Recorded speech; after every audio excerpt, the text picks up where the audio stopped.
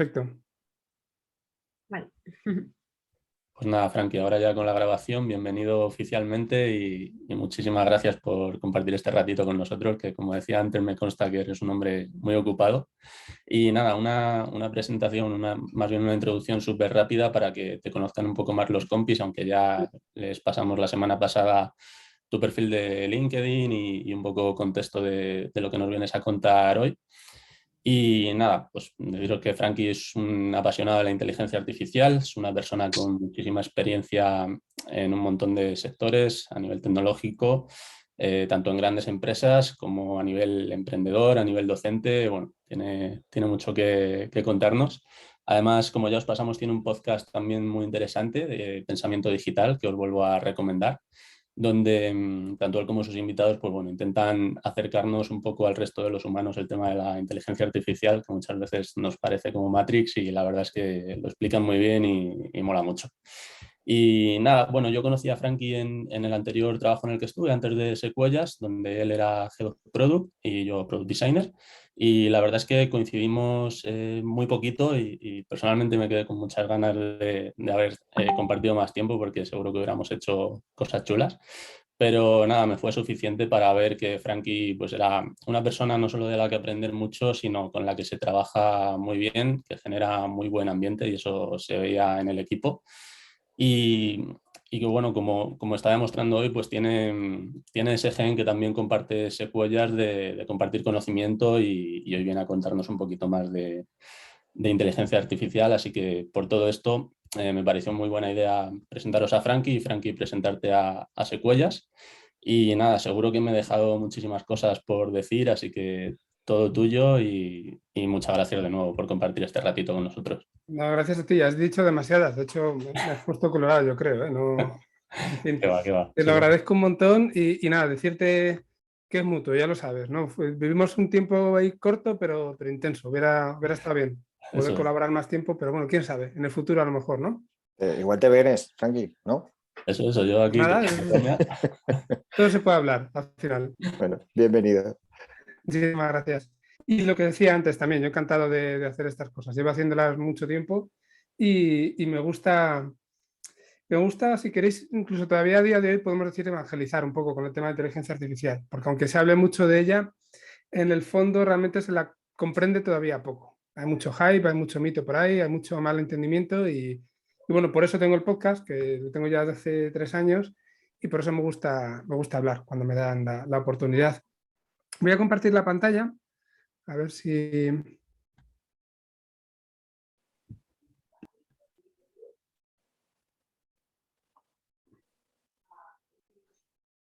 Vale, ¿la veis? Perfecto, no sé si se veía la barrita ahí, pero bueno, por si acaso la quito. Vale. No veis nada raro más que la propia presentación, ¿no? Sí. Todo bien. Perfecto. Todo bien.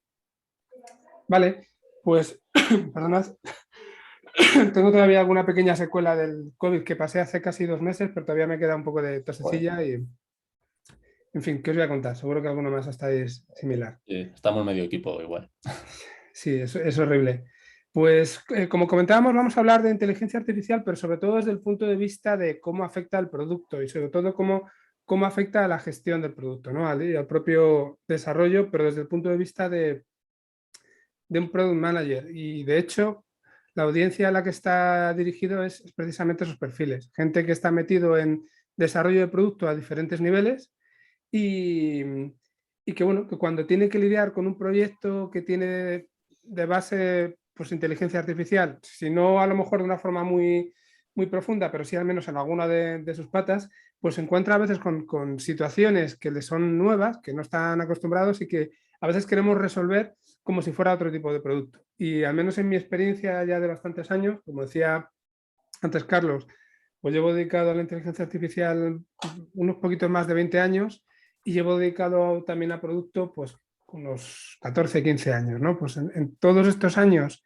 de tener experiencia con producto basado en inteligencia artificial he visto esas diferencias. Entonces, yo os voy a contar mi visión y luego, pues si me queréis hacer preguntas, comentarios y tal, si esto al final, en un momento determinado, se convierte en un pequeño debate, yo no tengo ningún problema, ¿eh? Estoy encantado. Vale, vamos a tratar de enfocar la presentación en base a una serie de preguntas. Yo voy a hacer más durante la presentación, o me voy a hacer más preguntas, pero yo creo que hay tres, sobre todo, perdón, sí, tres que son bastante interesantes aquí. Lo primero, yo os he dicho que son productos un poco distintos, al menos en su gestión, pero vamos a ver por qué son productos distintos. Vamos a tratar de encontrar cuál es esa diferencia.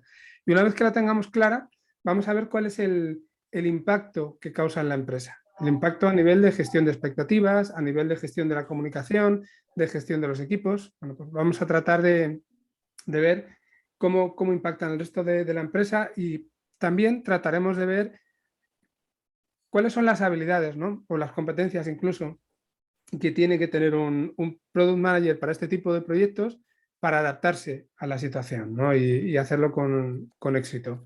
Si más o menos somos capaces de contestar a estas tres preguntas, yo me doy más que por satisfecho. Y voy a empezar, le voy a dedicar un ratillo además, por eso que os he dicho antes de la evangelización sobre la inteligencia artificial, y tratar de desmontar los mitos que hay a día de hoy. A mí me gusta mucho la ciencia ficción, y no sé si conocéis a Arthur C. Clarke, ¿vale? Entre otras cosas, bueno, pues escribió quizá lo que más conozca y lo más famoso, 2001, ¿vale? Una odisea en el espacio. Pero él tiene tres leyes que son muy famosas, y hay una que yo creo que a priori aplica muy bien, ¿no? Él decía que cualquier tecnología lo suficientemente avanzada es indistinguible de la magia. Y esto es un poco lo que ha pasado y sigue pasando con la inteligencia artificial. Es algo que, bueno, pues que sabemos que está ahí, que nos cuentan que existe, que a lo mejor incluso interactuamos con un montón de aplicaciones que la tienen, pero para nosotros, cuando nos metemos en un proyecto de este estilo, es como magia. No sabemos muy bien qué es lo que hay detrás, no sabemos por qué las cosas funcionan o no funcionan, no sabemos por qué a veces hay más problemas de los que debería haber con otro tipo de proyectos. Y es por eso, porque al final casi toda la información que tenemos nos viene sobre todo por la prensa, nos viene por las películas, por las novelas, y no tenemos una formación de base, no os digo incluso muy técnica, ¿no? Pero a nivel funcional, una formación de base que nos ayude a distinguirla. Luego veremos al final que no estoy de acuerdo del todo con esto que estoy diciendo, pero vamos a empezar por aquí. Y nos vamos a plantear lo primero, ¿qué es la inteligencia artificial? Bueno, si no somos capaces de responder a esta pregunta, mal vamos. Y lo que pasa es que en el fondo no somos capaces del todo de responder a esta pregunta. Si le preguntáis a perfiles distintos, investigadores, desarrolladores, directivos, profesores, aunque no sean investigadores, ¿no? Si preguntáis a muchos perfiles, cada uno os va a contestar una cosa un poco distinta. Y de hecho, la idea que tenemos de inteligencia artificial está mucho más cercana a lo que todavía está tan lejos, que es ese ser consciente, ¿no? Que algún día va a ser capaz de, bueno, de dominar el mundo y derrotarnos a todos, y en fin, pues todo eso que se ve también en las películas. Pero la realidad es que a día de hoy la inteligencia artificial es algo mucho más mundano. Y como dice Andrew Ng, que es uno de los, bueno, pues de los referentes a nivel mundial en inteligencia artificial, el que creó el departamento de Google Brain de inteligencia artificial, profesor en Stanford, una de las referencias, ya os digo. A él le gusta decir, yo creo que es una buena aproximación, que la inteligencia artificial es un conjunto enorme de herramientas que hace que los ordenadores se comporten de forma inteligente, ¿vale? Lo que pasa es que esto puede ser muy vago, porque ahora nos meteremos en qué puede ser la inteligencia, pero como primera aproximación tenemos una serie de herramientas de software, de piezas de software, de aplicaciones que tienen que comportarse de una manera que aprenda y que sea capaz de adaptarse. ¿Me permites un momentito? Es que Sí. es por la audiencia a la que estás hablando. Si puedes ir un paso para atrás. Sí. Es que lo que acabas de comentar me parece súper interesante. En la siguiente slide. Aquí, vale. Esta. Me parece muy interesante porque en cierta medida lo que pasa es que la inteligencia artificial es como una de estas ramas de la ciencia un poco naciente, ¿no? Y como tal, pues tiene su dificultad siempre. Pero has dicho una cosa que me parece muy interesante, porque vivimos una situación similar dentro de lo que es, por ejemplo, el diseño de servicios. Esto es casi una cosa para el equipo, pero si tú cambias Artificial Intelligence ahí y pones, por ejemplo, Service Design, y cambias Computers y pones Organizations, boom, nos pasa lo mismo. sea, Ya. dentro de lo que es nuestra rama, digamos, de trabajo fundamental, pasaría un poco lo mismo. Y me ha parecido paradójico y gracioso. A ver cómo lo resuelves y vemos a ver si eso nos ayuda a resolverlo a nosotros. A ver, lo cierto es que es novedosa la inteligencia artificial hasta cierto punto. O sea, los orígenes, si queréis el concepto, al menos es de los años 50. Claro. Lo que pasa es que lo que se pensaba inicialmente que iba a ser la inteligencia artificial, a lo que luego la realidad nos ha llevado, además ha habido lo que se llaman los inviernos de la inteligencia artificial. Ha habido muchos durante estos años, desde los 50 hasta ahora, donde había avances y después parecía que no se podía avanzar, que no iba a llegar a nada. Teníamos problemas a nivel de computación y hasta que no se han resuelto en los últimos años, realmente no hemos empezado a poder llevar todos los algoritmos que había a las aplicaciones un poco más en masa, ¿no? Entonces, sí que es cierto que es algo muy reciente en cuanto a su aplicación, al menos a la realidad, a los productos de verdad, porque antes, bueno, pues era todo muy teórico. Entonces, si nos planteamos eso de qué es la inteligencia, porque al final, luego entraremos, la visión por computador podemos considerar la inteligencia artificial. El hecho de ver un objeto para nosotros es un signo de inteligencia. Pues lo hacen los insectos, ¿no? Lo hacen los roedores, lo hace cualquier animal muy, muy sencillito. Ahora entraremos ahí. Entonces, cuando hablamos de inteligencia, en el fondo, seguramente incluso, bueno, pues un psicólogo tendrá su forma de enfrentarlo, pero una de las maneras en las que se enfrenta desde el punto de vista de la computación, y en este sentido François Chollet es uno de los grandes referentes a nivel mundial, es una medida de cómo adquirimos nosotros las habilidades para poder enfrentarnos no solamente a un problema, sino a muchos problemas distintos, ¿vale? La idea es que seamos capaces de aprender cómo resolver un problema y que eso nos ayude a resolver otro completamente distinto y que nos vayamos adaptando para ser capaces de resolver casi cualquier problema. Y eso es lo que a día de hoy la inteligencia artificial no es capaz de hacer. Entrenamos algoritmos que son capaces de resolver una tarea muy clara, en cuanto que cambia peras por manzanas ya nos hemos fastidiado, ¿vale? Y eso es parte de lo que nos impide, en el fondo, llegar a hablar de inteligencia artificial, por mucho que sigamos hablando de ella. Entonces, estamos muy lejos de llegar a eso que llamamos inteligencia, pero yo creo que está bien poner una serie de ejemplos de qué es lo que sí somos capaces de resolver a día de hoy. Y al final somos capaces de resolver sobre todo dos cosas muy, muy básicas. Somos capaces de automatizar tareas que los humanos hacemos, pero que un ordenador puede hacer mucho más rápido y con un nivel de acierto muy similar al que tenemos nosotros. Y somos capaces también de generar sistemas que ayudan a tomar decisiones. ¿Vale? En un caso, la automatización, el ordenador toma la decisión por nosotros, pero para algo que es tan sencillo y que tenemos tan comprobado que sabemos que va a funcionar bien, en otros casos puede haber cierta dificultad y el ordenador nos da una serie de insights, de recomendaciones, y nosotros tenemos que decidir si la seguimos o no la seguimos. Por ejemplo, tenemos sistemas que son capaces de, bueno, pues de analizar un escáner, de analizar un rayos X, ¿no? Y decirnos con una, bueno, pues con una precisión de casi un 100%, de un 95, 96%, decirnos qué enfermedad hay detrás de eso. Pero es algo lo suficientemente sensible, lo suficientemente arriesgado para dejarlo en manos de una máquina, que al final es un médico el que tiene que terminar de tomar la decisión. Entonces ya os digo, básicamente esas dos tareas, automatización y sistemas de ayuda a la toma de decisión. Y ejemplos que nos encontramos en nuestro día a día, si queréis, una de las cosas más básicas serían recomendaciones en cualquier sitio de streaming. En este caso he puesto de ejemplo Netflix, pero todas estas películas o series que nos recomiendan a nosotros de forma única, lo hace utilizando algoritmos de inteligencia artificial. Podréis decir que os funciona mejor o peor, de hecho luego entraremos un poco ahí, pero está hecho con inteligencia artificial. O cuando vais a comprar una tienda online y lo mismo, os recomiendan también productos relacionados, ¿no? O un buscador. Todo eso detrás tiene inteligencia artificial y lo que hace es darnos una serie de recomendaciones para que luego nosotros tomemos decisión. O tenemos también bueno, pues la posibilidad de aplicar algoritmos de Machine Learning, que ahora entraremos en lo que es un Machine Learning, para reconocer, por ejemplo, caras. Y fijaos, si esto es sensible también, aunque no lo parezca, que cada vez se están prohibiendo más este tipo de aplicaciones en más sitios, en más países, porque ese pequeño porcentaje de fallo, que puede ser un 2-3% de tasa de fallo, puede inducir a problemas legales bastante serios. Reconocer mal a una persona que ha podido cometer un robo, por ejemplo, o que tenga algún problema en alguna aduana, pues lleva a situaciones que son Bueno, pues que como mínimo te causan un disgusto si no es algo más. O tenemos también otro ejemplo, que es el de la conducción autónoma. Y en el caso de la conducción autónoma, si habéis escuchado últimamente que estamos muy cerca, la realidad es que es mentira. Es uno de los problemas más complejos que tenemos a día de hoy, porque además la conducción autónoma requiere ser capaces de identificar o de revisar imágenes para identificar dónde están los coches, qué trayectoria llevan, si hay peatones, cómo están los semáforos, si la velocidad que llevan el resto de los coches, tomar decisiones como ver si hay que acelerar o hay que frenar o hay que girar.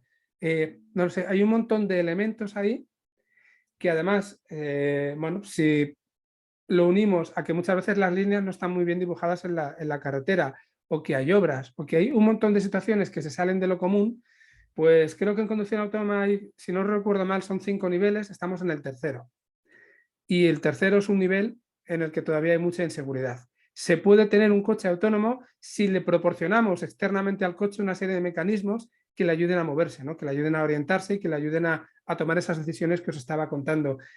Y sin embargo, sí que es un sistema muy complejo en el sentido en el que tienes un montón de algoritmos distintos que al final componen bueno, pues una aplicación basada en muchos esquemas de inteligencia artificial para solucionar un problema. ¿Vale? Entonces, son 3 ejemplos que yo creo que están bastante cercanos en el día a día para que veamos cosas que o podemos hacer a día de hoy o que están muy cerca, pero que tienen problemas. Si no son problemas de precisión, son problemas legales, como hemos visto también hace un momento.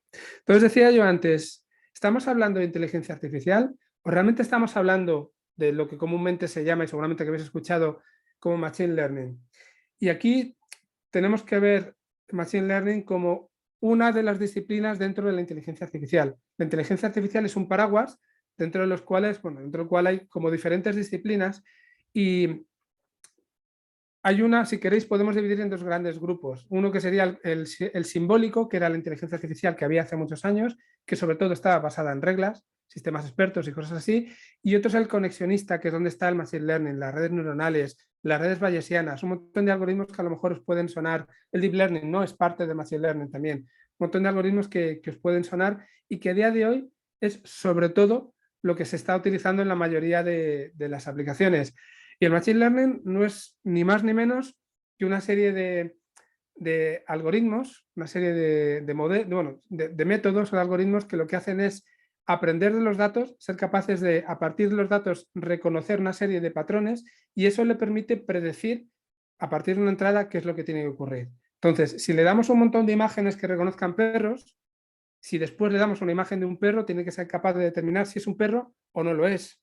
Si le damos un conjunto de imágenes de perros y de gatos, y le damos luego un perro o un gato, tiene que reconocer si es un perro o es un gato.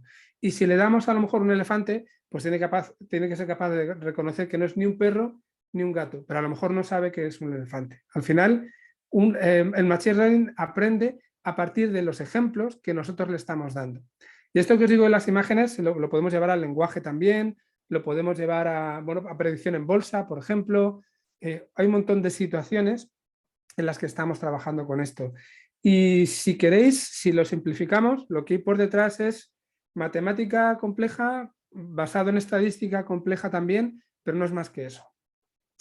Hay redes neuronales, y las redes neuronales, si alguien nos cuenta que es como nosotros pensamos, porque se habla de neuronas, pues tampoco es eso. No se trata más que de un mecanismo matemático que nos ayuda a resolver problemas, pero no funciona como nuestro cerebro. O sea, no se acerca a esa inteligencia pues humanoide, si queréis, ¿no? Que es lo que, como decíamos antes, es lo que se entiende por inteligencia artificial. ¿Y qué nos permite realmente el Machine Learning? Más allá de estos pequeños ejemplos que os he puesto antes, ¿qué grandes problemas nos permite solucionar y que pueden ser parte de vuestros productos? Pues, por ejemplo, lidiar con muchísimos datos.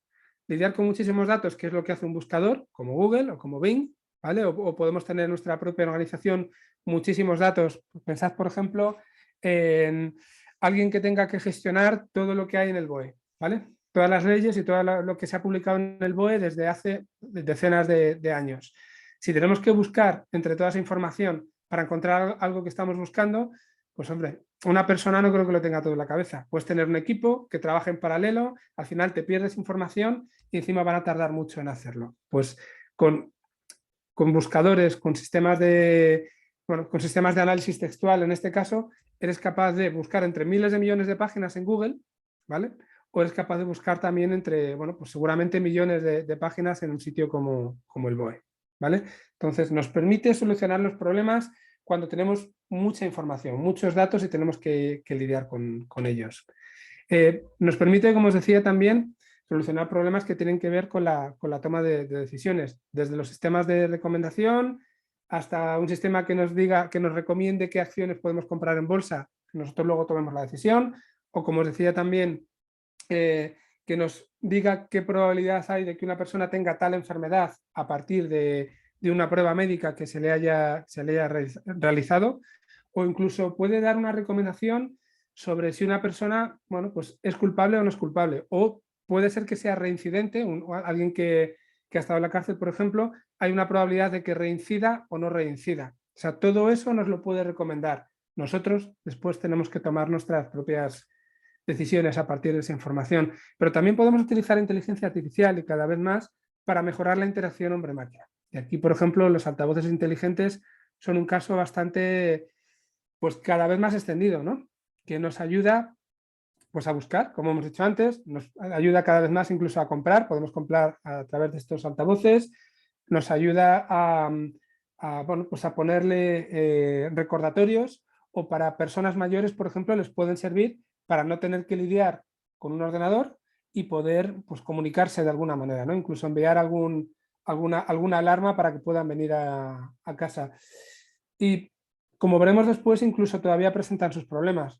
Tratad de poner, en muchos casos, una persona tartamuda a comunicarse con un altavoz inteligente, una persona que tenga parálisis facial, por ejemplo, una persona que tenga un acento muy cerrado, tanto si es español como si es de fuera de España, y esto deja de funcionar bien. O sea, todos estos mecanismos que estamos viendo nos ayudan a solucionar muchos de los problemas, pero también, a su vez, ellos presentan problemas que veremos después. Debo tener un acento muy cerrado yo, porque a mí tampoco me hace caso, ¿eh? Pues Sí. bueno, puede ser, no lo sé. Pero eso es cierto. De hecho, hay estudios. Hicieron un estudio en Inglaterra donde los altavoces, en este caso eran los de Amazon, tal y como estaban entrenados, si tú eras de Londres o alrededores, te reconocía en un 80 y pico % de los casos. Si eras ya del norte de Inglaterra, te reconocía en un 15 o un 20% de los casos, para que veamos la diferencia. Joder, imagínate. En España no he visto ningún estudio similar, pero bueno. También nos pasa a nosotros, ¿eh? Yo entiendo mejor el inglés americano que el británico. Me voy a Londres, no tengo mucho problema. Me voy más hacia el norte y la lía. Ya es como si fuera otro idioma distinto. Como si fuera alemán, yo qué sé. Vale, ya tenemos entonces una primera idea de lo que es la inteligencia artificial, sobre todo de qué se puede hacer con ella, ¿no? De cosas terrenales que podemos hacer con ella o con Machine Learning. Al final, cuando utilizamos inteligencia artificial, normalmente estamos hablando de innovación, de productos innovadores a día de hoy. Cada vez menos, porque cada vez es más una necesidad, ¿vale? Más que algo que de un hecho diferencial, si tú tienes inteligencia artificial, casi el problema es que es un hecho diferencial negativo si no lo tienes en muchos tipos de aplicaciones y de productos, ¿no? Entonces, para innovar, una de las cosas que tenemos que tener claro es que necesitamos modificar la manera en la que trabajamos para poder sacar adelante esa innovación. No podemos exactamente hacer lo mismo para tratar de conseguir resultados distintos. Y eso es algo que a veces no nos damos cuenta, y cuando hablamos de inteligencia artificial, vuelvo a traer aquí al amigo Andrew, porque ya os digo, es un referente y es un tío que para mí tiene mucha razón en muchas de las cosas que dice. Y uno de los problemas es que ahora mismo no tenemos procesos, no tenemos workflows para los product managers que les indiquen cómo tienen que lidiar con este tipo de sistemas cuando estamos creando productos. Cada vez hay más, o cada vez quizá cada uno aprende por separado y luego vamos poniendo las cosas en común, como estamos haciendo hoy, si queréis, pero no hay unas normas que se puedan seguir y que estén bien extendidas. Lo que ocurre es que en el fondo, bueno, pues desde el punto de vista de un Product Manager, la mayoría de las cosas que hace el Product Manager, y no las voy a repetir aquí porque seguro que las tenéis muy, muy claras, pues no van a cambiar. Al final se trata de construir un producto digital. No tiene por qué ser digital, aunque nos vamos a centrar sobre todo en digitales. Se trata de construir un producto como siempre. Pero sí que hay que tener una serie de capacidades extra para lidiar con la manera en la que se tienen que construir este tipo de productos. Como os decía al principio, con la gestión de expectativas, no solamente nuestras, sino de la gente de negocio que tenemos en la empresa, porque al final tenemos que rendir cuentas hacia ellos, ¿no? Lidiar con esa comunicación con los equipos que desarrollan esta parte, que son distintos de los equipos que desarrollan el resto de las aplicaciones. Es un elemento más que está ahí y que tenemos que empezar a entender, porque si no, pues seguramente podemos fracasar. Entonces, bueno, pues desde el punto de vista de Product Manager, como os digo, es una pata más o un brazo más, como salía ahí, que tenemos que tener en cuenta. Y tal como yo lo veo, hay como 3 niveles de impacto que tiene dentro de nuestra organización. Y vamos a ir del nivel más bajo a más profundo hacia afuera, no más desde la parte técnica hacia la parte de negocio. Y a nivel técnico, sí, no hay un workflow para producto, pero sí hay un workflow muy claro a nivel de lo que es el desarrollo de los modelos de Machine Learning. Esto lo pongo rápidamente para que tengáis una idea, pero básicamente muy por encima lo que tenemos que hacer es, y ahora vamos a profundizar, conseguir datos. Lo principal para cualquier modelo de Machine Learning es tener unos datos adecuados. Pues tenemos que conseguir datos, entrenar un modelo, conseguir datos, procesar esos datos, porque muchas veces los datos tienen problemas, están incompletos, son erróneos, no están bien distribuidos, no tienen todas las categorías que necesitamos. Si son imágenes, a lo mejor no tienen la calidad que necesitamos o tienen demasiada calidad para el entorno que nosotros con el que vamos a trabajar. O sea, necesitamos datos, procesarlos, necesitamos entrenar un modelo, que es entrenar esa inteligencia artificial, que identifica los patrones y a partir de ahí ya puede predecir. Y por último, lo tenemos que poner en producción. Comprobar que funciona, analizar los resultados y además, normalmente cuando todo eso está funcionando, con el uso se empieza a desvirtuar, porque el cliente cambia, las condiciones del mercado cambian, porque si hablamos de lenguaje cambia, porque si hablamos de imágenes, también las imágenes cambian, o la calidad de las imágenes, porque los teléfonos móviles, por ejemplo, empiezan a ser mejores. Entonces tenemos que iterar y tenemos que volver al principio, donde tenemos nuevos datos y tenemos que pasar por este proceso, que es un ciclo de forma pues, indefinida. O sea, no terminamos, como veremos después cuando lo ponemos en producción, pero el workflow que tenemos de la creación de lo que es el propio modelo, y este es un workflow muy técnico, esto siempre va a ser así. Habléis con quien habléis. Entonces, bueno, ya os decía, cada uno de estos pasos en sí mismo presenta pues, bastante dificultad. Tenemos que encontrar datos, a veces no los tenemos. A veces tenemos que buscar datos en fuentes externas, por ejemplo, lo que se llama Open Data, y si necesitamos trabajar con datos que podamos conseguir a través de organizaciones públicas, por ejemplo, o empresas que los hayan liberado, bien, porque a veces no contamos con ellos. Y a veces, sin embargo, sí contamos con ellos y el problema es sacarles partido. Y a veces, de hecho, el contar con ellos es un activo. Hay muchas empresas de inteligencia artificial en las que su principal activo son los datos que ellos han conseguido. Pensad, por ejemplo, en un hospital que quiera utilizar las imágenes para poder tener una aplicación que prediga una tal enfermedad. Esos datos, por la LOPD y por todo lo que hay detrás, solamente los pueden utilizar ellos y con un montón de permisos. No los puede utilizar otra empresa. Entonces, para alguien que cree esta aplicación, ya es una barrera muy, muy importante. ¿Vale? O bueno, Facebook, por ejemplo, todos los datos que lleva recogiendo durante pues, 20 años, ya casi lleva Facebook, por ahí, ¿no? Pues esos datos los puede utilizar para crear sus propios modelos y son una barrera para el resto de empresas que quieran entrar a ser competencia de Facebook en ese lado. Entonces, necesitamos los datos. Cuando no los tenemos nosotros, tenemos que salir a buscarlos. La segunda fase hemos dicho que era el preprocesamiento y aquí implica lo que os he dicho, hay que limpiar los datos, que tengamos toda la información necesaria, que no haya datos que están incompletos, que no falte información, que los datos estén estandarizados, porque podemos tener fuentes de datos distintas y cuando las mezclamos, a lo mejor no nos funcionan precisamente porque no los hemos estandarizado. A veces tenemos pocos datos, necesitamos más, tenemos que enriquecerlos o aumentarlos y eso se puede hacer de forma artificial, ¿no? Y aquí tenemos esta regla 80-20 que viene a decir, bueno, 80-20 se aplica a todo, ya lo sabéis, la ley de Pareto se aplica en todas partes, pero en el fondo aquí también funciona. Cuando yo me meto en un proyecto de inteligencia artificial, el 80% del tiempo me lo paso jugando con los datos, de una u otra manera, obteniéndolos, preprocesándolos y todo lo que haga falta. El resto, lo que va a venir después, tiene simplemente el 20% del tiempo. Si habéis oído hablar del concepto de Data Scientist, que suelen ser los perfiles, los científicos de datos, ¿no? Suelen ser los perfiles que se encargan de este tipo de proyectos y os digo que sobre todo se centran en esta parte de aquí. Y luego tenemos diferentes tipos de algoritmos para resolver nuestros problemas. Vamos a ver como algo muy básico.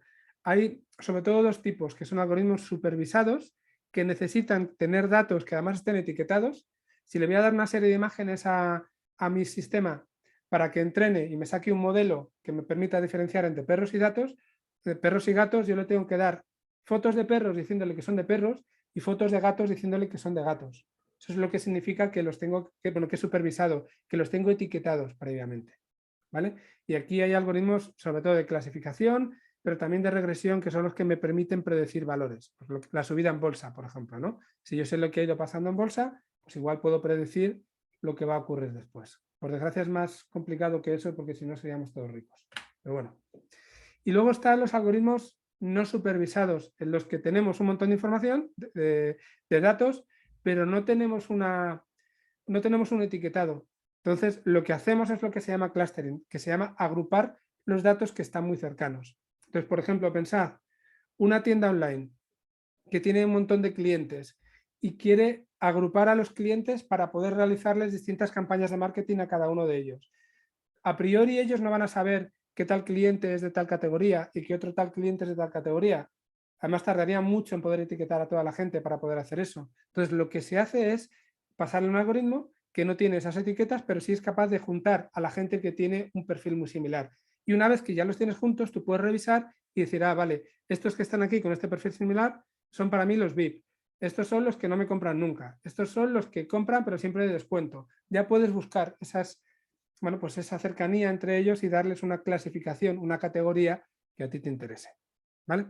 Entonces, quizá los algoritmos más sencillos, sin entrar en detalle, son estos tres que os acabo de comentar.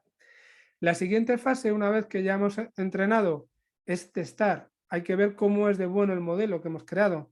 ¿Me diferencia bien entre perros y gatos? ¿A un 99%, 98%? ¿O me lo hacen un 50%? Pues si me lo hace un 50% es como tirar una moneda. ¿Vale? No me arregla absolutamente para nada mi problema. O incluso si es un 80%, igual no es suficiente para la aplicación que yo lo quiero dar. O a lo mejor sí. Por ejemplo, yo he hecho algún proyecto de churn, de tratar de predecir la probabilidad de que un cliente lo perdamos, ¿vale? Y en ese caso tener una precisión de un 80% ya es muy bueno. Ya te ayuda mucho. De cada 5 personas puedes predecir en 4 que se te van a ir. Bueno, pues eso te añade mucho valor a tu aplicación. Entonces, ya os digo, hay que medir y depende de cada caso, veremos si es suficiente o tenemos que seguir tratando de mejorar los resultados y evaluar. Encontrar, a la hora de evaluar, como os decía, pues tenemos que buscar cuál es el mejor KPI que podemos utilizar, porque hay muchos KPIs y a veces hay que encontrar un compromiso entre ellos. Veis aquí dos que son precisión y recall. Uno lo que me dice es, de todos los, una vez que yo soy capaz de predecir el resultado, a lo mejor predigo mejor los buenos, los que sí que pertenecen al conjunto que yo quiero clasificar. Por ejemplo, en el caso de los perros y gatos. Si a lo mejor resulta que yo predigo muy bien si es un perro o es un gato, cuando digo que es un perro o es un gato es cierto, pero cuando digo que no es ni un perro ni un gato a lo mejor me equivoco mucho y eso resulta en un problema para mí. O al revés, a lo mejor resulta que me equivoco más de lo común o más de lo debido en decir si es un perro o un gato, ¿vale? Pero cuando digo que no es un perro o un gato, ahí acierto mucho.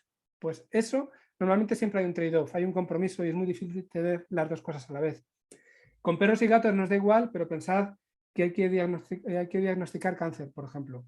¿Qué es mejor? ¿Decirle a alguien que tiene cáncer o que el sistema nos diga que alguien que tiene cáncer no lo tiene? ¿O que el sistema nos diga para alguien que no tiene cáncer que sí lo tiene? Porque son los dos compromisos que hay. Pues ahí, por ejemplo, se plantea un dilema ético y moral, ¿no? Que de hecho, yo cuando he hablado con médicos, cada uno tiene su opinión. Algunos te dicen que es mejor una cosa y otros te dicen que es mejor la contraria. Así que esto ya digo que es el proceso más técnico por el que hay que pasar, porque tienen que pasar los equipos de científicos de datos y que nosotros tenemos que entender para poder respetar su forma de trabajo y adaptar nuestro desarrollo o nuestra gestión del producto a esa forma de trabajo. Luego tenemos que tener en cuenta también, en un segundo nivel, el ciclo del producto basado en datos. Y aquí, pues, por ejemplo, tenemos que tener en cuenta que a nivel de producto no podemos hacer lo que nosotros, no siempre podemos hacer lo que a nosotros nos apetezca como product managers, porque a lo mejor lo que queremos hacer resulta que es lo más difícil o no tenemos datos suficientes. Y hay una parte en la que desde arriba, desde negocio o desde producto, se tiene que tratar de buscar los problemas a los que hay que encontrar la solución, ¿vale? Que es, originalmente como product managers lo que queremos es mejorar esta funcionalidad, meter esta funcionalidad, queremos mejorar este requisito y pensamos que todo se puede hacer. Sin embargo, tenemos que verlo también de abajo arriba, de forma conjunta con los data scientists y que ellos nos digan con los datos que tenemos qué se puede hacer realmente y tratar de encontrarnos en el medio. Porque si no, o les ponemos un problema muy difícil o irresoluble, o si no, a lo mejor ellos nos proponen funcionalidades que son muy chulas a nivel técnico, para ellos son un desafío, que les suele gustar mucho los desafíos, pero que luego no tienen valor para nuestro cliente, no tienen valor para nuestro usuario, ¿vale? Así que a esto me estoy refiriendo con identificar la oportunidad. Hay que buscar la oportunidad de forma conjunta entre los técnicos y la parte más de producto. ¿O estoy yendo rápido o estoy yendo bien? ¿Sí? Para mí súper bien. Bien, bien. Vale, vale. Entiendo. Muy Muy bien. bien. Mola Perfecto. mucho. Gracias. Si no, me paráis, ¿eh? Luego, decíamos, una vez que lo tenemos identificado, y os vengo repitiendo, yo creo que todo el rato, hay mucha más inseguridad, hay mucha más duda con este tipo de proyectos porque podemos querer solucionar un problema por medio de inteligencia artificial, por medio de machine learning, y puede ser que no seamos capaces de solucionarlo al menos como nosotros queremos. Si hemos dicho que nos tenemos que plantear que para un modelo el éxito, la precisión tiene que ser, por ejemplo, un 90% y los científicos de datos no son capaces de pasar de un 80%, pues a lo mejor resulta que no vamos a ser capaces de sacar esa funcionalidad nunca, o hay que esperar años hasta que eso mejore, entonces tenemos que tirar por otro lado. Entonces hay que construir el producto, hay que ver el resultado que da y hay que ver si lo ponemos en producción o no. Entonces, aquí hay un toma y daca también y hay una serie de iteraciones de prueba y error hasta que encontramos lo que realmente sí que nos funciona. Y esto está ligado pues, con lo que os estoy comentando aquí. Una vez que hemos puesto el producto en producción, en este caso tenemos que andar iterando. Igual que iteramos con la parte de User Experience, por ejemplo, tenemos que iterar también con la parte de los datos. Tenemos que tratar de mejorar el modelo una vez que está en producción. Es decir, cuando lo ponemos no tiene por qué ser perfecto, sí es lo suficientemente bueno para nosotros, pero luego hay que seguir iterando, conseguir más datos y tratar de que eso vaya mejorando. Y sobre todo trabajar de forma muy cercana con los data scientists, como os decía, para guiarnos y para que ellos terminen entendiendo cuáles son nuestras necesidades, porque muchas veces el problema viene de la falta de comunicación. También lo comentaremos ahora. Y luego os decía que a diferencia de otros casos, quizá de otro tipo de productos, aquí se producen situaciones en las que a medida que tenemos el producto en producción, vamos consiguiendo más datos y eso hace que tengamos que reentrenar los modelos y adaptarlo. A veces enriquece, a veces el resultado mejora, a veces empeora. Os voy a poner como ejemplo, yo tenía hace años una empresa que lo que hacíamos era recomendación de productos. Como las recomendaciones que veis en Amazon, teníamos un sistema que se integraba con las tiendas online y entonces recomendaba productos y en función de los resultados, de los clics que hacía la gente, de las compras que se seguían haciendo, nosotros íbamos recogiendo toda esa información y los modelos iban aprendiendo. Cada día era diferente, el modelo era diferente del día anterior. A priori, cada día era mejor que el del día anterior, pero si en el caso de lo que pasó en la pandemia, por ejemplo, todo lo que el modelo había aprendido durante años dejó de funcionar, porque el comportamiento de la gente pasó a ser completamente distinto. Compraba más gente que no había comprado nunca, comprabas alimentos o comprabas productos que no habías comprado tampoco nunca, ya sabéis, el papel higiénico y todo aquello que se comentaba, ¿no? Entonces, las necesidades de los clientes habían cambiado y claro, todo lo que habíamos ido aprendiendo no había servido para nada.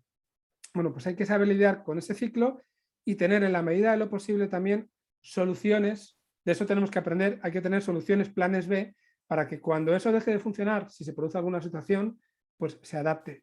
O incluso hay situaciones que son estacionales, ¿no?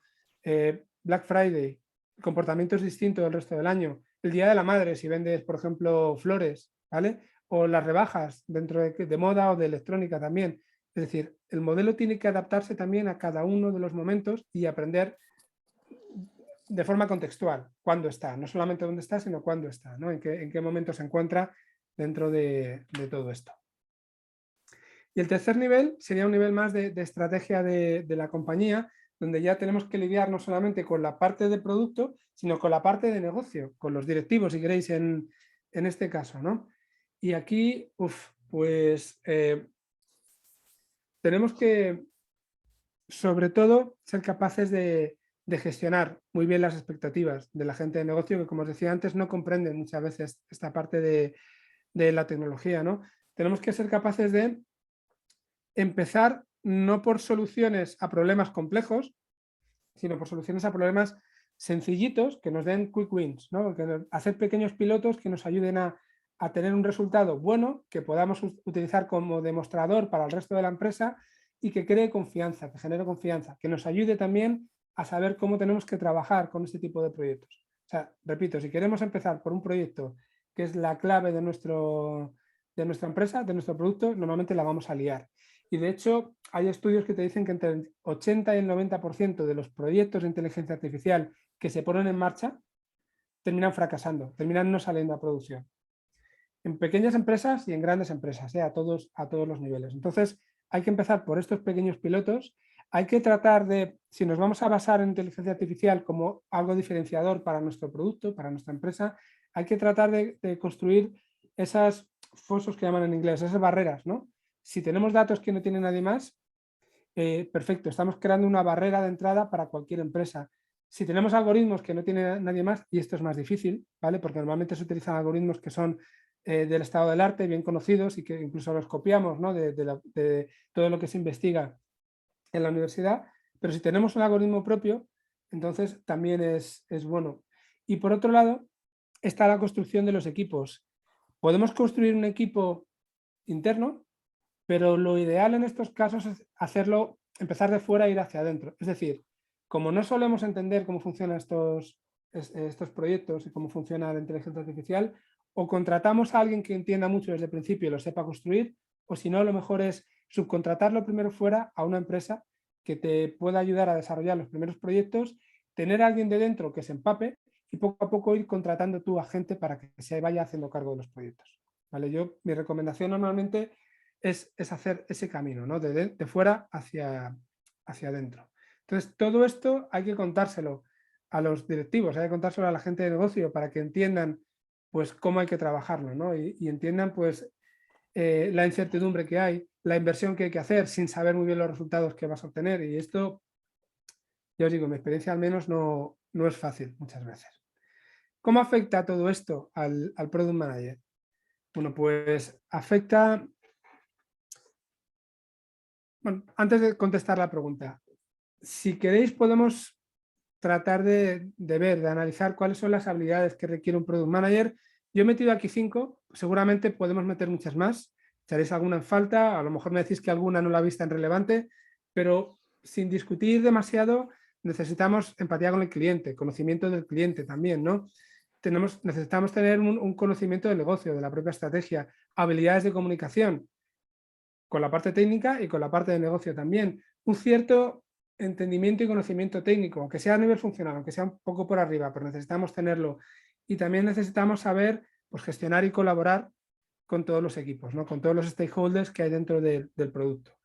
Pues esto en este tipo de productos basados en inteligencia artificial no cambia, pero hay un par de elementos que cobran todavía mucha más fuerza, como son esa parte de comunicación, porque tenemos que lidiar con perfiles técnicos con los que no estamos acostumbrados y también con el área de negocio para algo que no conocen bien, ¿vale?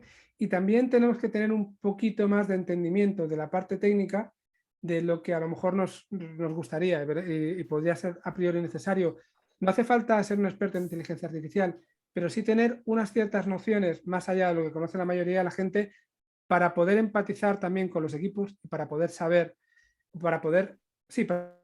que lo que nos están diciendo, que esas dificultades con las que se están encontrando son reales o no lo son, ¿no? Porque también a veces nos pueden tomar el pelo como en todas partes. ¿Y esto cómo nos afecta, ¿no? El tener que lidiar con estas dos habilidades de forma un poco más profunda. Bueno, pues para la comunicación tenemos que ser capaces de traducir de hablar el idioma de los técnicos y hablar el idioma de negocio, además en un dominio en el que ninguno de nosotros está acostumbrado. Los técnicos sí, cuando hablamos de inteligencia artificial, pero nosotros no estamos acostumbrados a ese dominio y la gente del negocio tampoco. Entonces hay que aprender y ser capaces de traducir.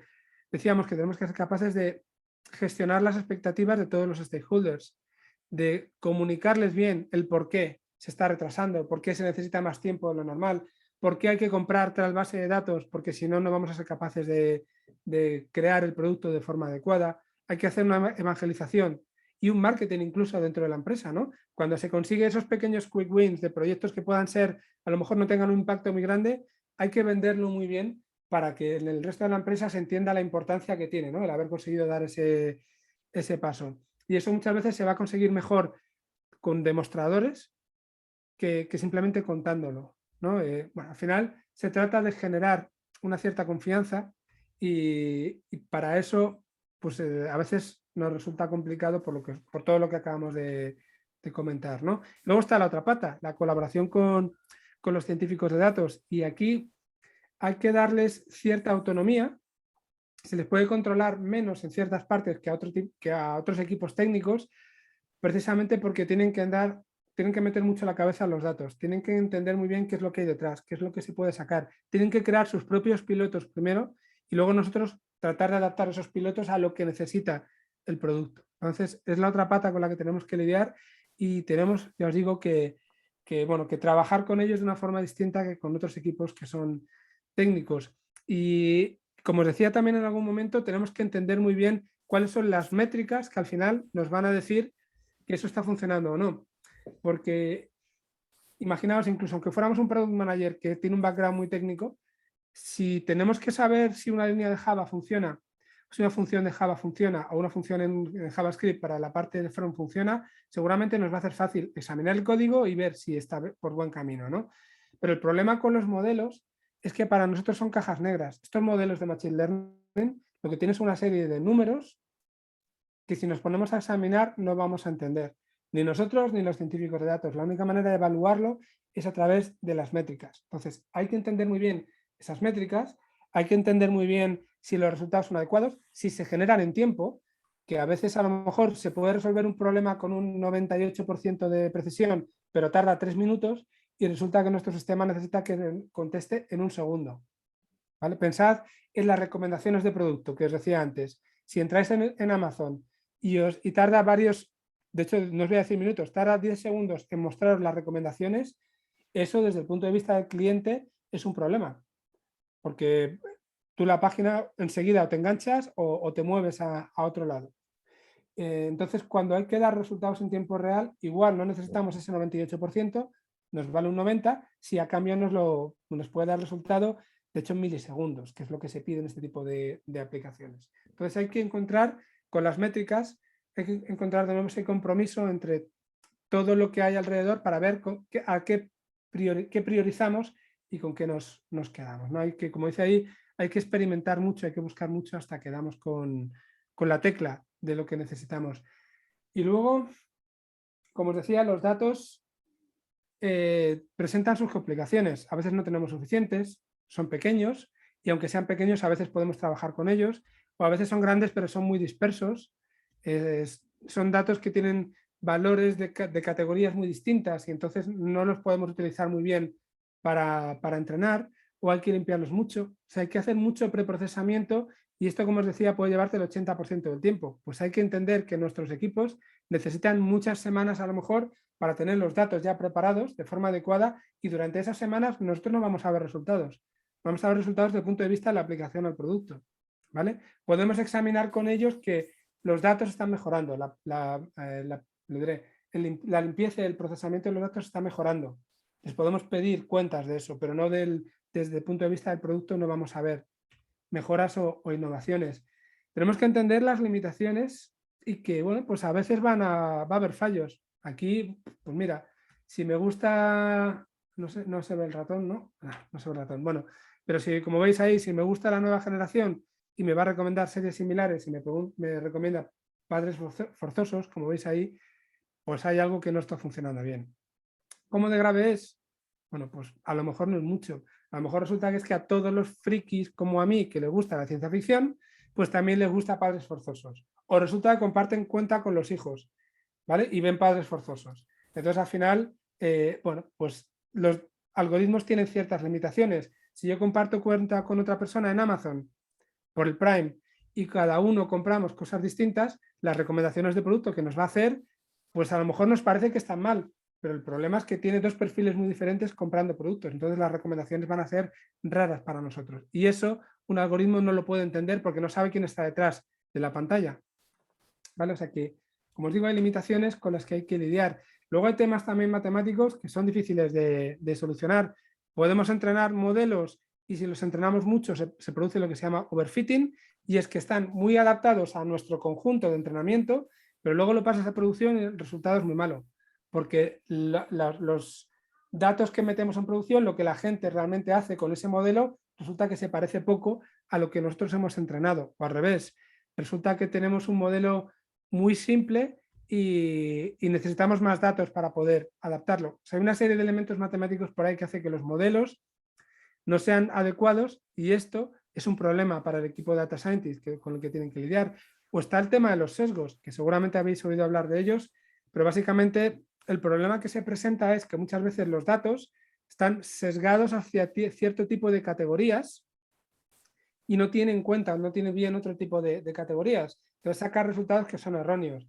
Y puede haber sesgos, pues por ejemplo, hubo un ejemplo muy famoso hace unos cuantos años en Amazon, porque tenía un sistema automático de descarte o de selección, si queréis, de currículums, y seleccionaba mucho más a los hombres que a las mujeres, porque el algoritmo estaba entrenado al ser carreras técnicas con más hombres que mujeres y no se había gestionado eso bien, no se había comprobado que esos datos presentaran esos sesgos. Entonces se empezó a trabajar en ellos, se empezó a mejorar, pero también hay sistemas que son capaces, como os decía antes, de predecir si hay una persona que va a reincidir en delitos o no. Y bueno, pues esos sistemas en algunos casos lo que han hecho ha sido a gente de color, pues darle una mayor probabilidad de que reincidiera cuando a lo mejor no tenía absolutamente nada que ver, ¿no? con la realidad. Pues todo esto es un problema ético del que somos responsables como propietarios del producto también. ¿Vale? Vamos a sacar algo a producción para que la gente lo use y vamos a dejar fuera una serie de colectivos. Os decía antes con los altavoces, gente que tiene problemas de habla o gente con algún tipo de discapacidad o gente mayor. Pensad en la conducción autónoma que os decía antes. Si entrenamos un coche autónomo para que tenga en cuenta si un peatón va a cruzar la calle, pues a lo mejor si no le entrenamos con gente que vaya en silla de ruedas, no se da cuenta y le pasa por delante. O si no le entrenamos de manera que cuando vea a una persona con bastón sepa que va a ir más lento, pues a lo mejor pasa lo mismo, ¿vale? O a veces incluso si tenemos que detectar una enfermedad cutánea, si solamente la entrenamos con gente joven, el problema es que cuando llega una persona mayor con arrugas, pues igual no le va a detectar bien, o una persona con un color diferente del que tú. Entonces, os puedo poner miles de ejemplos con todo esto. Hay muchos problemas con los que también tenemos que lidiar y que forman parte del producto, ¿vale? Forman parte de la experiencia del usuario al final. Entonces, este tema a veces no se le da importancia, desde mi punto de vista, cada vez más, yo creo que hay que dársela. Y hay que pensar, y ya voy a pasar un poco más rápido por aquí, en que hay problemas si ponemos en producción y no tenemos datos suficientes. Tenemos que tener algoritmos que sean capaces de lidiar con ello. O a lo mejor tenemos casos en los que resulta que en el momento en el que, imaginaos, Netflix ve que a mí me gustan los deportes o que me gusta algún tipo de serie, me recomienda siempre lo mismo para todo. El algoritmo tiene que tener cierta cintura, explorar alternativas y ver si me gustan cosas nuevas, cosas diferentes que aún no me ha recomendado y recomendármelas también. Y luego, como gestores de los equipos, pues en general, al menos en mi experiencia, pues cada vez se funciona más, se trabaja más con metodologías ágiles, pero claro, esto cuadra menos con una metodología ágil.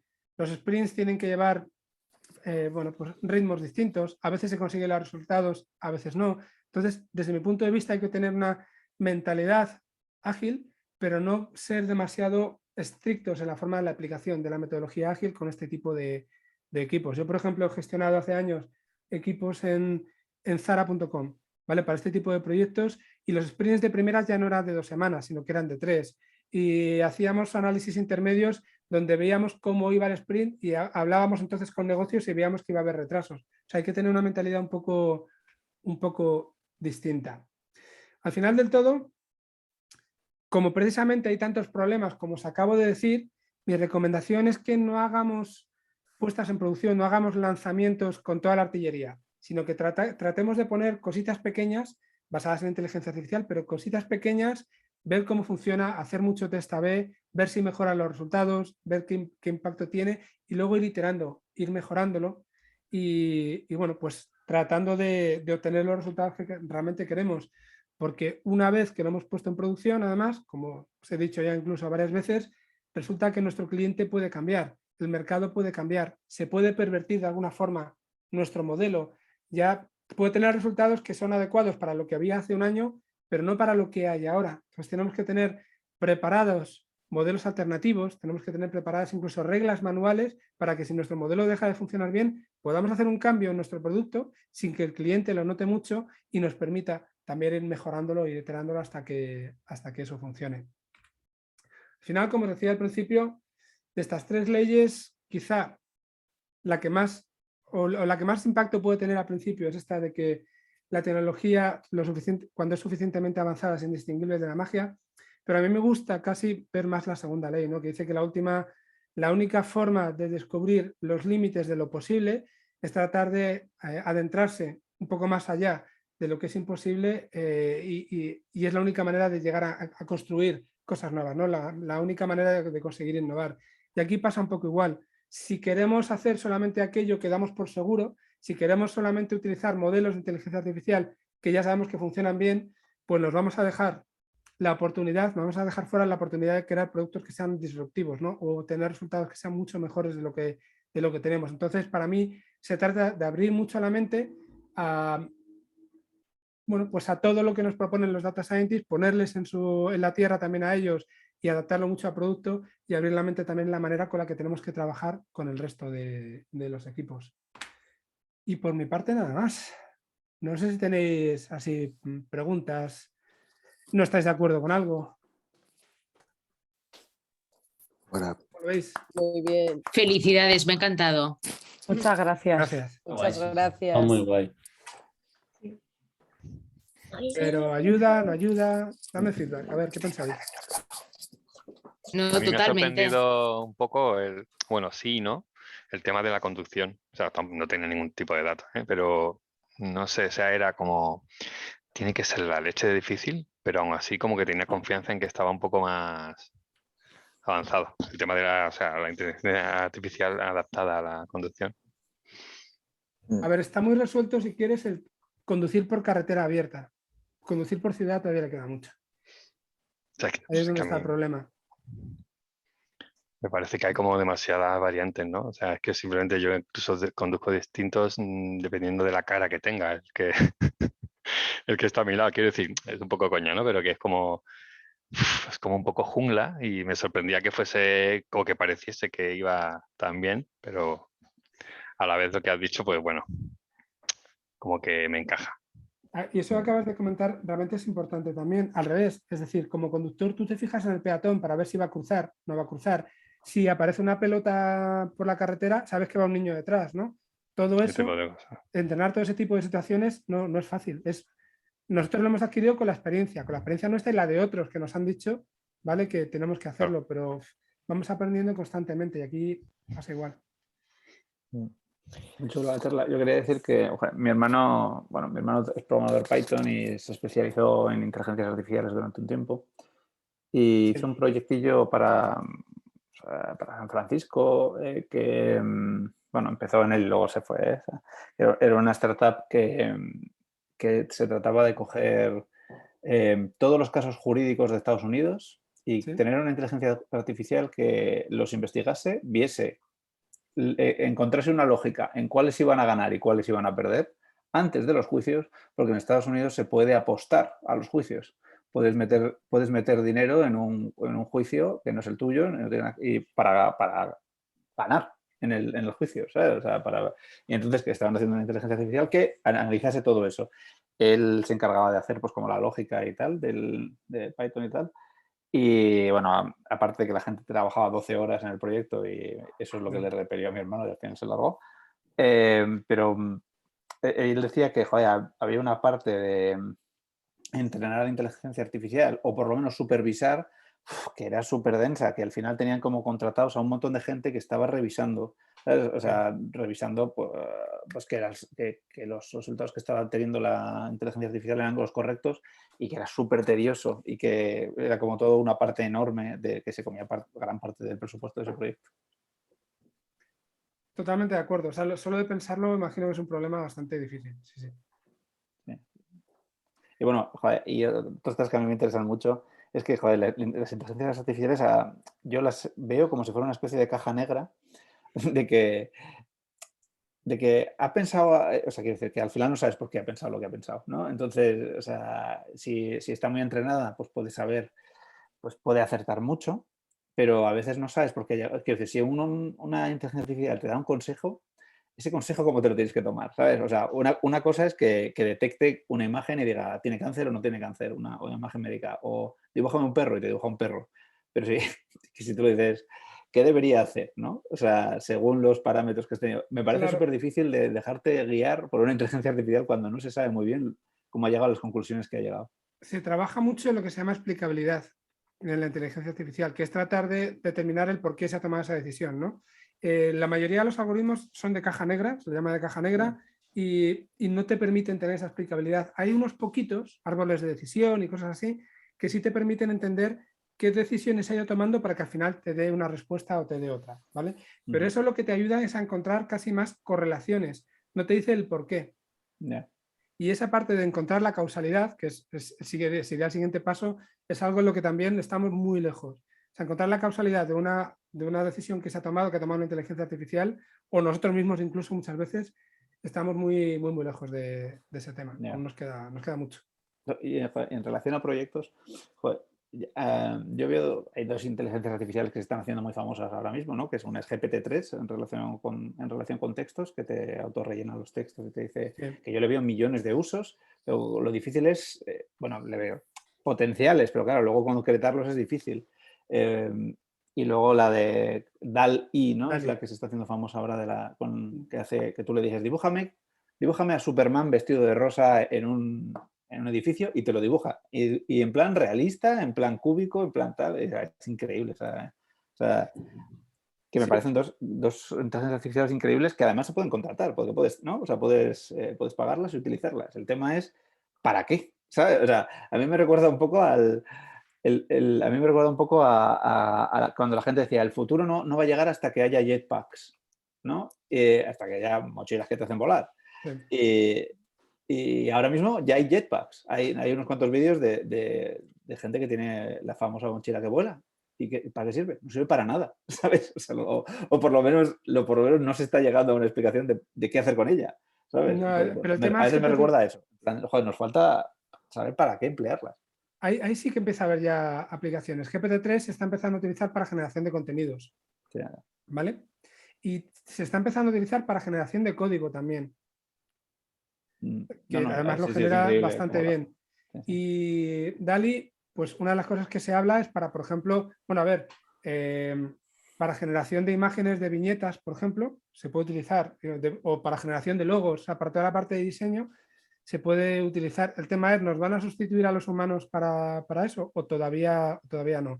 Ahí es donde está el peligro y la frontera. Un amigo mío que se dedica, ¿cómo se llama esto? El concept artist, que hace concept artist para videojuegos, ¿no? O sea, le dicen, dibuja un escenario, dibuja no sé qué. Pues últimamente dice que ya están usando DALL-E para dibujar rápido lo que les han pedido a ellos, ¿sabes? O sea, como para basarse en algo. En plan, mira, DALL-E ya ha llegado antes que yo como a 3 opciones de concept artist mejor que la mía y luego la arreglo, le pongo los detalles finales, ¿sabes? Pero Sí. parto de la de DALL-E. O sea, en fin, cosas así muy locas. Yo creo que si cogen DALL-E y le enseñan a hacer páginas web, estamos fritos todos los diseñadores. A lo mejor no hoy, pero igual dentro de unos años no te digo yo que no. Yo estuve ayudando también hace un par de años a una empresa que esta empresa lo que hacía era imprimir en baldosas, imprimir imágenes. ¿Vale? De hecho, lo que hacía era proporcionar imágenes para que la gente se las imprimiera en las baldosas. y les ayudé a hacer un sistema muy parecido a DALL-E, que lo que hacía era generar imágenes completamente originales de mármoles, de maderas, de, yo que sé, materiales completamente distintos, de forma que tú puedes vender esas imágenes, se generan, cada imagen va a ser distinta, la vendes y el que la compra se la descarga, la imprime y sabe que sus baldosas van a ser completamente distintas desde el resto de la gente. Entonces, ese tipo de aplicaciones sí que las podemos empezar a tener a día de hoy. Ya veremos hasta qué punto van a tener más Un impacto. NFT, ¿no? La Claro, baldosa claro, con sería la NFT. venda, ponerle un NFT a la baldosa. Sí, eso es. Parecida a DALL-E, lo comentábamos hace poco por el chat de Secuoyas. Hay otra que se llama Midjourney, no sé si la conoces, Frankie, que a mí me parece que tiene todavía más calidad que DALL-E, es brutal. No O la he sea, visto todavía. pues luego te la paso. Han sacado como una beta que te dan ellos invitación y es como DALL-E, pero muchísimo más realista, como con muchos más detalles. Y es exagerado, o sea, el otro día, bueno, a mí que me gusta ilustrar y tal, hice algunas por ahí, pues a Rajoy bailando bachata en la cubierta de Leganés, te sale ahí espectacular. Y lo subí a Instagram y me comentaban amigos, joder, ¿lo has pintado tú? Qué guapo, no sé qué. Decía yo, ojalá, ¿sabes? Es que es bestial. Y he visto ya carteles para festivales hechos con Midjourney, lo que comentaba, como lo que comentaba Igor de videojuegos y tal, y al final a los ilustradores por lo menos, ojo, que nos quitan el poco curro que hay.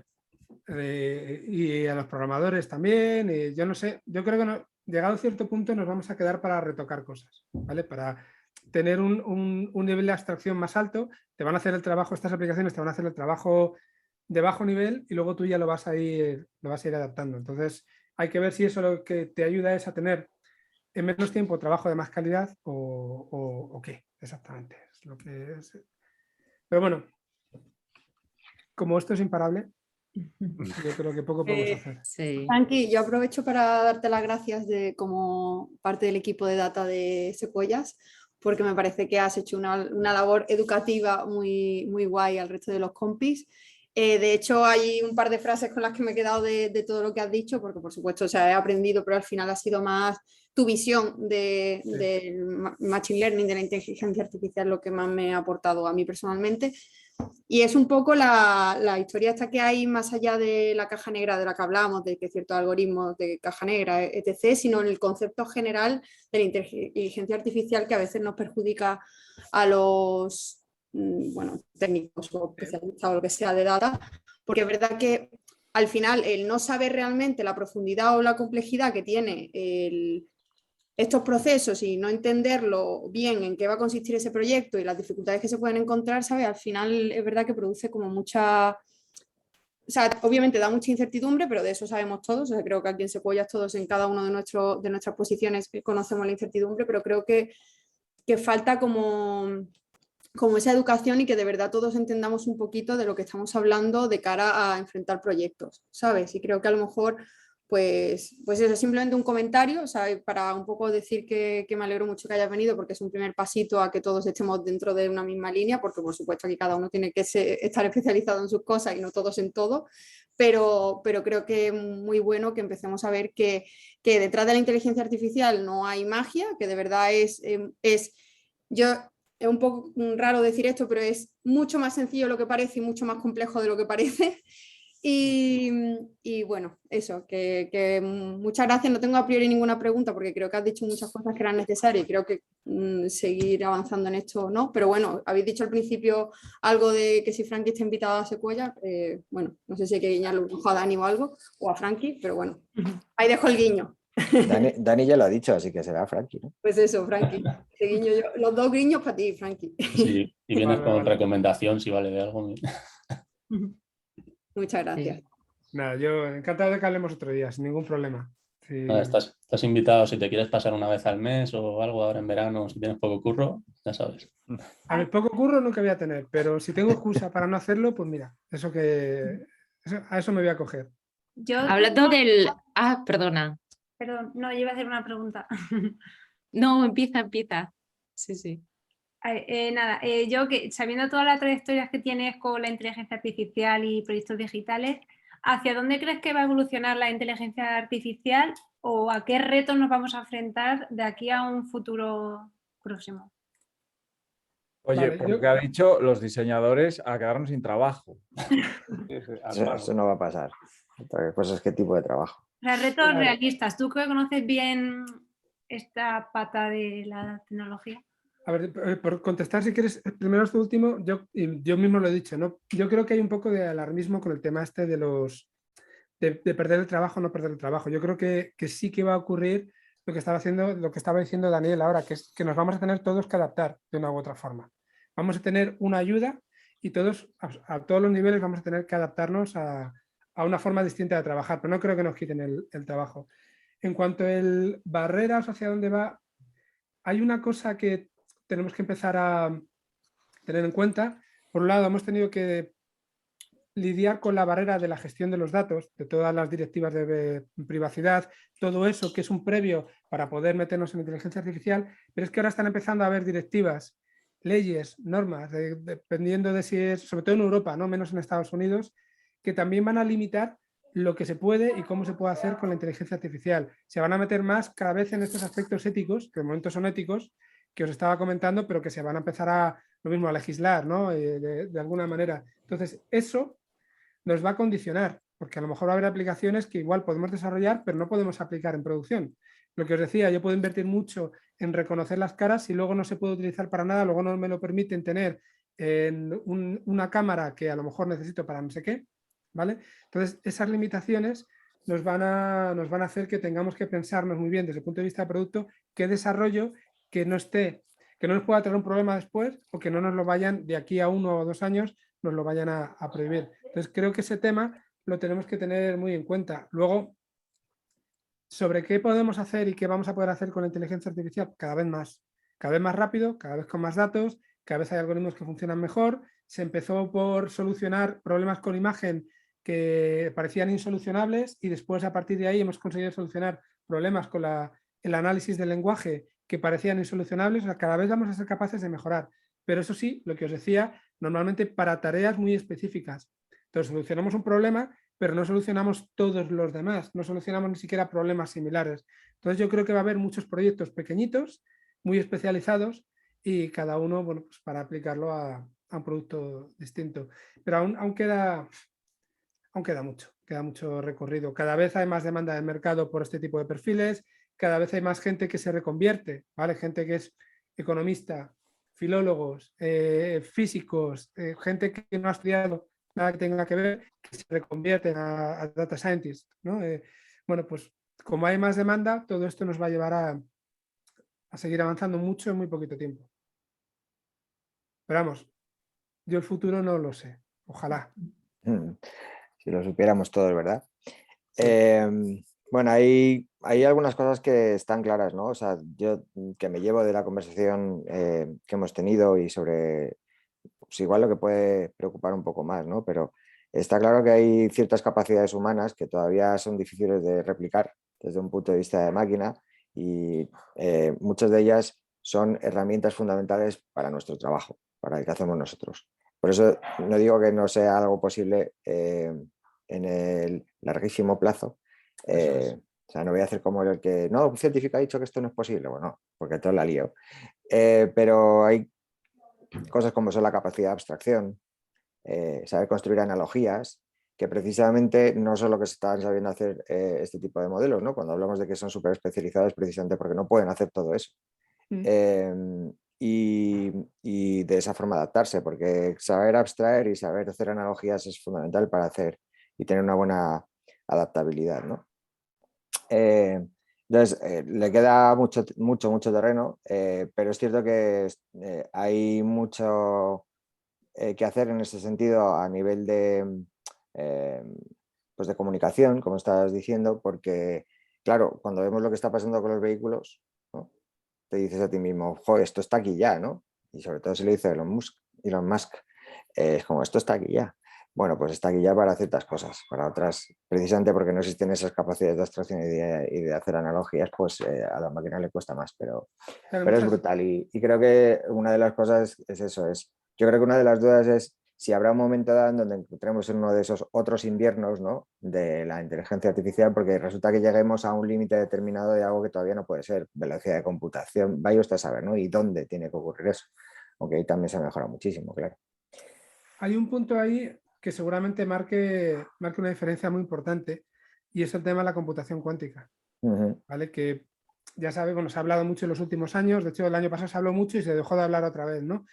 Pero todavía no hemos llegado a esa singularidad que llaman dentro de la computación cuántica en la que realmente podamos solucionar problemas que hasta ahora eran insolucionables por medio de la computación más tradicional, ¿no? Estamos cada vez más cerca, pero todavía estamos lejos. El día que lleguemos ahí, hay algunos algoritmos, efectivamente, de inteligencia artificial que no se pueden solucionar con las máquinas actuales y sí se podrán solucionar.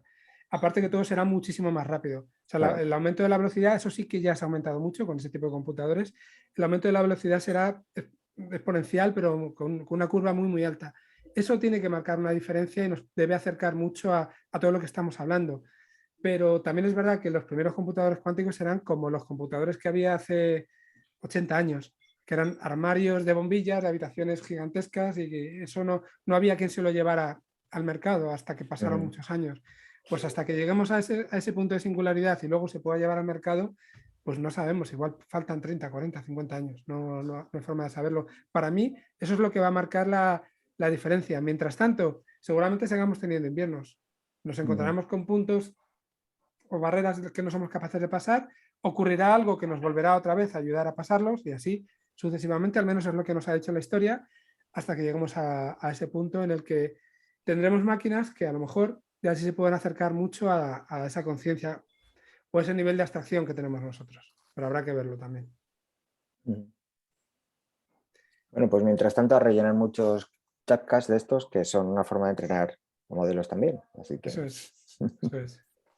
Yo quería poner un poco de perspectiva en este miedo de la automatización y si nos van a quitar los trabajos y demás. Y es un poco, igual que tú, Frank, que has hablado de la historia, si vemos esta revolución como la revolución industrial, se automatizaron trabajos, pero todo cambió. O sea, ahora, digamos, sería como compararlo a si en la revolución industrial nos hubiéramos quedado con los primeros coches de Henry Ford y no hubiese coches nuevos. O sea, la inteligencia artificial es capaz de replicar lo que ya le hemos enseñado y lo que ya ha hecho un humano, pero es muy difícil que invente algo. Sí, sí. Una cosilla solo en cuanto a la revolución industrial. Por supuesto, si solo se mira ese aspecto, que es el aspecto tecnológico de avance tecnológico, ok. Pero la revolución industrial primero provocó una precarización de los modos de vida de la gente que pasó del campo a la ciudad, explotación infantil como nunca se ha visto antes y una serie de revueltas durante el siglo XIX y durante el siglo XX hasta que la situación legislativa se reguló y se volvió a establecer un nuevo equilibrio que es el que vivimos ahora. Precisamente porque la mecanización del trabajo produjo una serie de efectos sociales. Como en la Segunda Guerra Mundial, probablemente. Claro, entonces ahí estamos. Por supuesto que estamos ahí, pero también hay que evaluar eso también. Lo que pasa es que aquí yo creo que se está empezando a legislar antes, ¿sabes? Por lo que os decía, ya están saliendo directivas, por lo menos en Europa.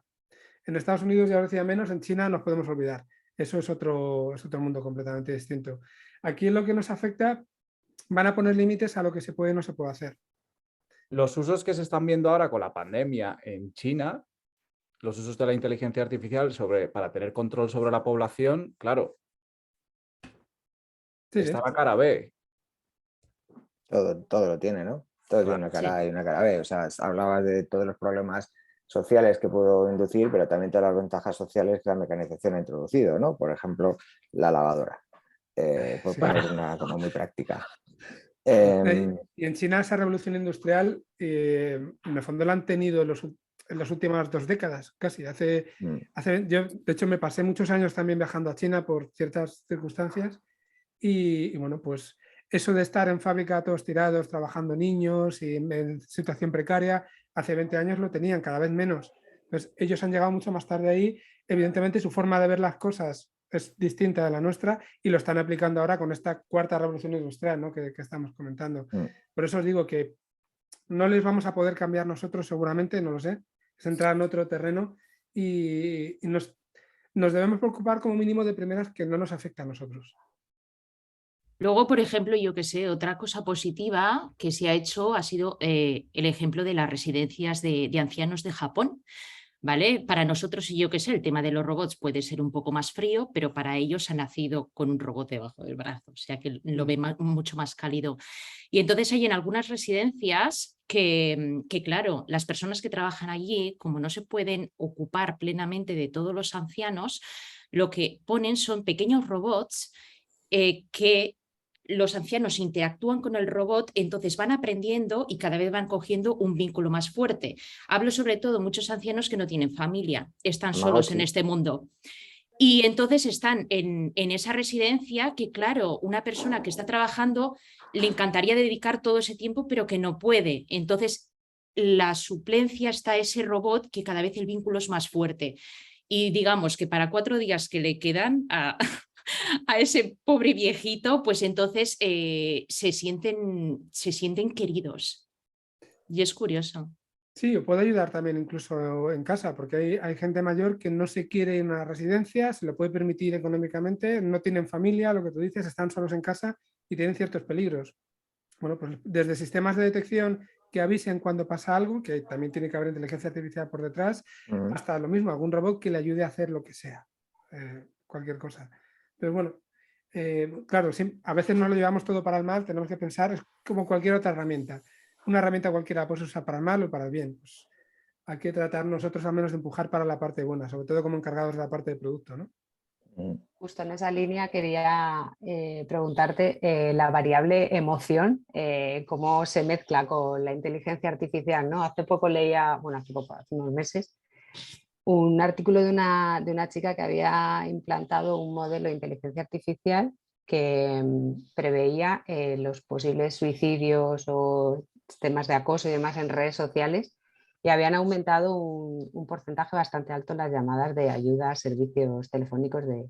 Entonces, en esa línea de la inteligencia artificial, pesa más el producto y... Para mí, el enfoque tiene que ser el que os decía antes de un sistema de ayuda a la toma de decisión. Es decir, lo bueno es que con una inteligencia artificial tú puedes detectar de forma masiva, ¿vale? Qué personas pueden estar en ese riesgo, filtrarlo y que luego haya alguien que lo evalúe con un poco más de, bueno, pues de profundidad, si lo quieres ver así. Hay muchas empresas que tienen sistemas de detección de emociones y funcionan regular, ¿vale? Funcionan, bueno, pues, de aquella manera. Y además tienen limitaciones, porque al final incluso para un psicólogo a veces es difícil saber cuando alguien miente, si alguien tiene algún tipo de, no sé, pues yo que sé, estamos hablando de algún tipo de autismo, por ejemplo, ¿no? El detectar las emociones es todavía mucho más difícil. Entonces, pueden ayudarnos a solucionar ciertos casos en masa, pero sigue quedando todavía un espectro muy amplio que no se puede cubrir y sigue quedando siempre esa última milla, si quieres, ¿no? Ese último paso que hay que dar de realmente verificar si es susceptible de o no lo es. Y luego lo que decíamos antes, que es mejor dar falsos positivos y a lo mejor decir que hay más gente en peligro, entre comillas, que la que realmente hay, o al revés, identificar cuando dices que alguien está en peligro, que realmente aciertes, pero que te dejes fuera gente que también lo está. O sea, estamos todavía en un momento en el que queda mucho por trabajar ahí. Al menos lo que yo he visto, ¿eh? No... Sí, me parece que es el campo más complicado, ¿no? Mucho. De evaluar. Luego pensar que las máquinas no piensan, ¿vale? Que esto es algo que también hablamos antes de GPT-3. GPT-3 no piensa, es capaz de generar textos, no piensa qué textos va a generar. Lo que tiene detrás es un sistema estadístico que lo que determina es qué probabilidad hay de que una palabra vaya detrás de otra. Y así es capaz de ir generando frases y luego enlazando esas frases con otras y párrafos, y todo eso lo ha aprendido porque ha analizado millones y miles de millones de textos que hay por internet y por un montón de, bueno, y aparte también otro tipo de textos, ¿no? Ha sido capaz de analizarlos, reconocer patrones y a partir de ahí genera, pero no sabe lo que está diciendo, no sabe qué conceptos hay detrás, no está, si te dice que se va a producir el final del mundo porque no sé qué, no es que lo haya pensado, haya analizado qué es lo que está pasando en los conflictos y te vaya, no, es un tema estadístico que ha podido sacar a partir de esos textos. Entonces, pues eso, una máquina al final tiene unas limitaciones muy grandes sobre lo que conoce. Todavía estamos lejos del HAL 9000, ¿no? Por aquello Porque de sí. AutoClerk, por suerte. Vale, pues no sé si alguna tiene alguna cuestión más, alguna preguntita para No. Frankie, porque estamos abusando mucho de su tiempo. Ana, Si puedo. sí, claro. Dale, Bueno, dale, supongo. sí, ya tiene que ser la última, que media tengo una reunión, pero me da tiempo ahí ahora. Vale, pues bueno, yo quería un poco, yo como Clara, desde la parte técnica, agradecerte que hayas venido hoy a contarnos todo esto, que es muy fundamental, creo, todo lo que has dicho, y hacer hincapié en un punto que para mí ha sido doloroso, entre comillas, que es la incertidumbre de llegar a resultado o no cuando estás haciendo modelos. Yo trabajaba en investigación en el sector público, con lo cual aquello, digamos, es fondo perdido, ¿no? A ti te dan dinero para investigar y tú puedes llegar o no llegar, siempre vas a intentarlo, pero te quedas con el mejor resultado que llegas hasta el final. Pero en un entorno que no es a fondo perdido, que no es público, ¿cómo realmente gestionas el hecho de que es posible no llegar pues eso, a generar algo que sea válido para implementar un producto?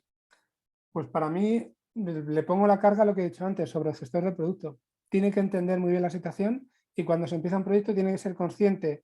A ver, tiene que hablar con el equipo de Data Scientist. Hay que evaluar primero, ¿no? Hay que ver si pensamos que es posible, no lo es. Si hay gente que lo ha conseguido en otro lado o no. Si depende de los datos. Hay muchas variables ahí, ¿no? Que hacer un análisis previo, pero después de eso él tiene que saber comunicar muy bien al resto de la empresa, lo que os decía, que hay esa posibilidad, que se va a meter ahí un dinero, porque al final, esto es como siempre, riesgo-beneficio. Si voy a invertir 100.000 euros en hacer esto y hay una probabilidad del 70% de conseguirlo, hay un 30% de que no.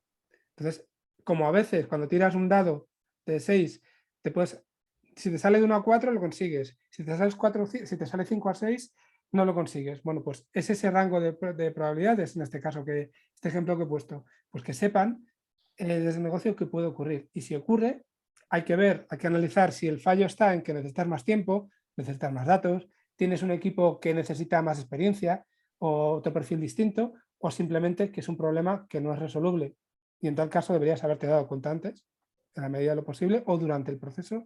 Pero ya te digo, para mí el responsable es el director del producto, que es el que tiene que tener la foto completa. Echarle la culpa a los data scientists porque sí, seguramente tú lo seas, ¿no? Por lo que me has dicho, no porque seas tú la que pregunta, yo creo que es un error. Al final, alguien se tiene que hacer responsable de todo eso. No sé si con eso te he contestado, pero... Sí, bueno, decía doloroso, no doloroso porque me hayan echado la culpa de nada, pero doloroso de resolver, digamos. No... Claro, o sea, hay veces que no es una cuestión de culpa, eso no hay eso. ¿Sabes? Creo que cuando estás investigando cosas no tienes que mucho que buscar por ese lado, sino que emprendemos para seguir dando pasos, ¿no? Pero eso no te deja o no te elimina un poco la frustración de no lo estoy consiguiendo, que ya es un reto también muy personal, ¿no? O sea, que hay un poco de las dos cosas. Sí, efectivamente. Muy bien, pues ya sé que os tengo que dejar. Pues muchas gracias. Muchísimas gracias a todos también. Muchas gracias. Nada, estamos en contacto. Gracias, Frankie. Un día a ver si puedo pasar por ahí cuando estés en la oficina y os saludo. Chao. Venga, hasta luego. Hasta luego, Frankie. Gracias.